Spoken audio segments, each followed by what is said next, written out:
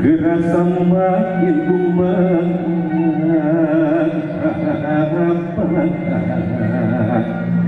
Bismillahirrahmanirrahim.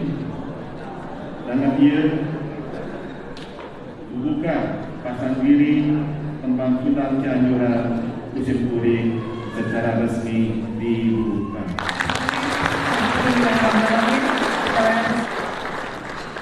Kegiatan kali ini salah satu program dari Daya Mahasiswa Sunda tentang kebudayaan mengenai pasang diri Tembang Sunan Cianjuran. Kegiatan ini sudah dilaksanakan dari tahun 62 dan sekarang itu jadi Tembang Sunan Cianjuran yang ke-22.